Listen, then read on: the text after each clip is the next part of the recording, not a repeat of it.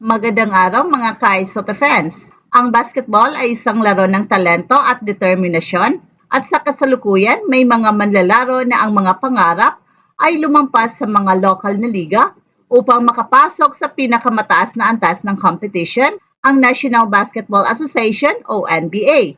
At dalawang manlalaro na may pagkakapareho at pagkakaiba sa kanilang karera at potensyal na sina Kai Sotto ng Pilipinas at Zachary Elias Agoste, isang American na nakabase sa Japan. At sa videong ito, tatalakayin natin ang potensyal ni Kai na makapasok sa NBA, pati na rin ang mga paghahambing ng kanilang laro at kontribusyon sa kanilang mga kupunan na kanilang kinabibilangan.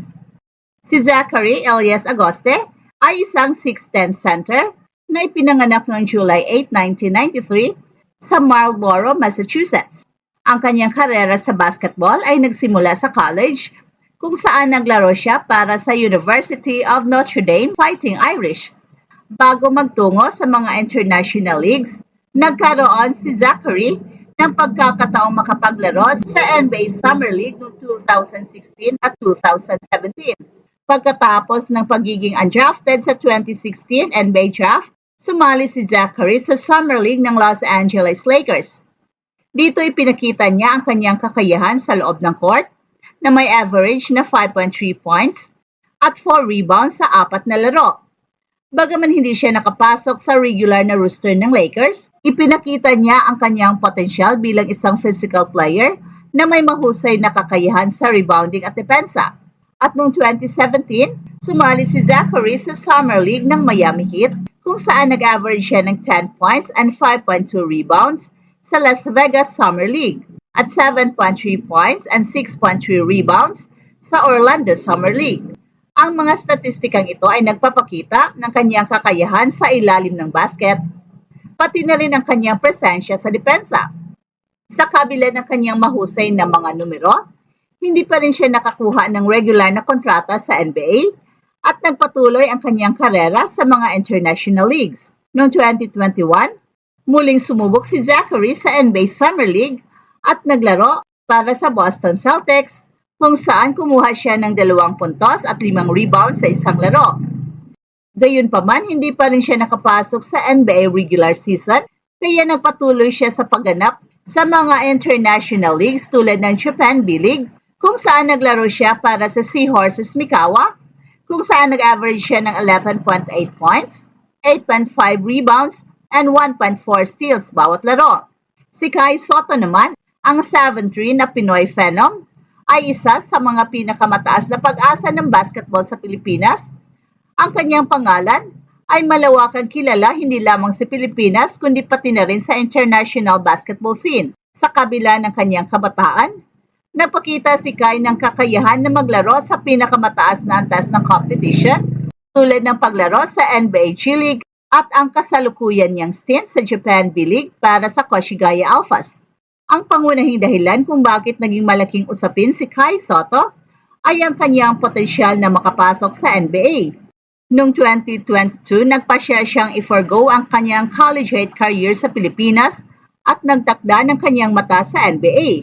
Sumali si Kai sa NBA G League Team Ignite, isang developmental team ng NBA upang mapabuti ang kanyang laro at maghanda para sa NBA Draft. Sa G League, nagpakita siya ng mga kahangahangang pagganap, kabilang na ang mataas na mga numero sa points, rebounds at blocks. Ang kanyang 7'3" na taas at mahusay na mobility sa loob ng court ay nagbigay sa kanya ng potensyal na maging isang solidong center sa NBA. At lumipat si Kai sa Japan B-League upang maglaro para sa Koshigaya Alphas.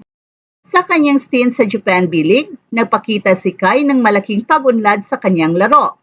Sa kasalukuyan, nag-average siya ng 15 points, 10 rebounds and 1.3 blocks kada laro.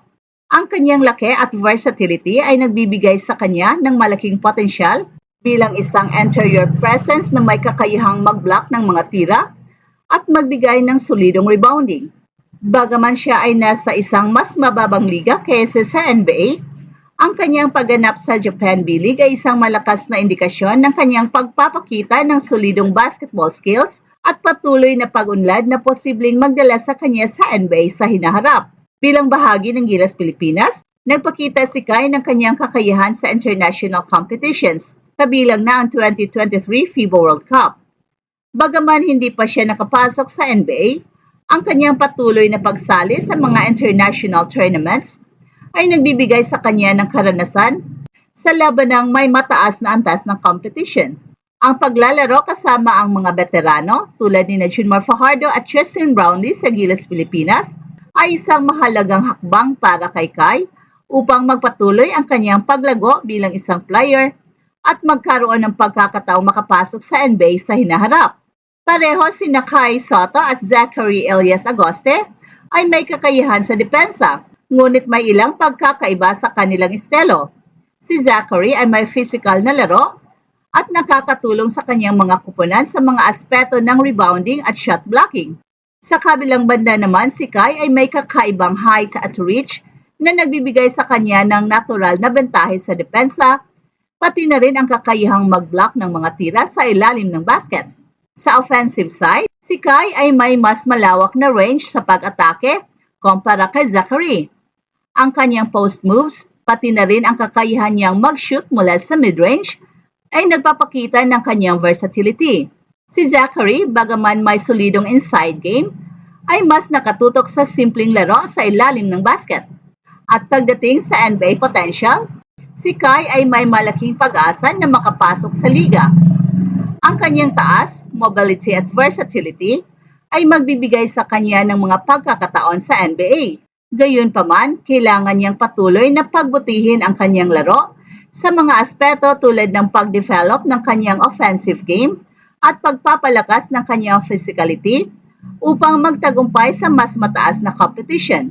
Sa kabilang banda naman, si Zachary Elias ay nagkaroon ng mga pagkakataon sa NBA, ngunit hindi pa nakakuha ng permanenteng pwesto. Bagamat may karanasan siya sa NBA Summer League at sa mga international leagues, ang kanyang mga pagkakataon sa NBA ay malabo na. Pero ang kanyang karera sa ibang bahagi ng mundo ay patuloy na namumukod-tangi. Ang paghahambing ni Kai Sotto at Zachary Elias Agoste ay nagpapakita ng dalawang magkaibang landas sa basketball. Si Zachary ay nakaranas na ng NBA Summer League at mga international leagues, ngunit si Kai ay may mas mataas na potensyal na magtagumpay sa NBA. Ang patuloy na pag-unlad ni Kai sa Japan B-League at sa Gilas Pilipinas ay nagpapakita ng kanyang kakayahan na magtagumpay sa mas mataas na antas at maaari niyang gamitin ang kanyang karanasan sa international competitions upang maghanda para sa kanyang NBA career.